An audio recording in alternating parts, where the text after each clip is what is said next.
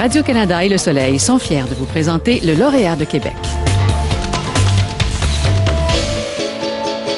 Français d'origine, le Dr Philippe Pibarot dirige la chaire de recherche du Canada en maladies vasculaires cardiaques, établie à l'Institut universitaire de cardiologie de Québec.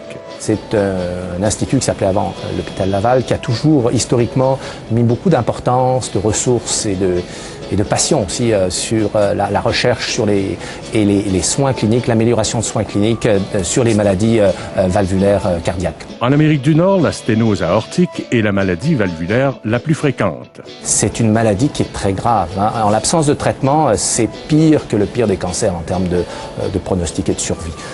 Heureusement, on a une alternative qui consiste à remplacer la valve par une prothèse valvulaire. Mais c'est une chirurgie majeure, c'est une chirurgie à cœur ouvert.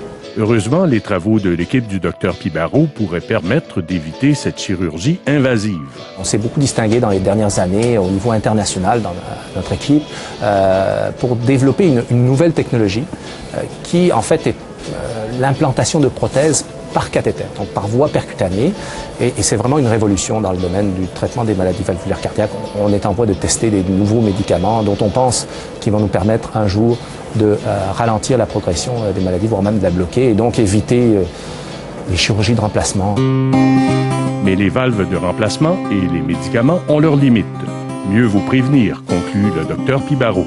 L'impact de l'obésité et des mauvaises habitudes de vie et du diabète sur ce qu'on observe sur la valve native, si vous voulez, ce qu'on a observé à notre grande surprise, c'est que cela se reproduit sur les prothèses biologiques. Donc, je pense que c'est un argument encore plus important pour détecter ces maladies qu'on qualifie souvent de maladies sociétales chez nos patients qui ont des maladies valvulaires et être très agressifs dans l'amélioration des habitudes de vie. Ça, c'est une recommandation qu'on peut faire d'ores et déjà.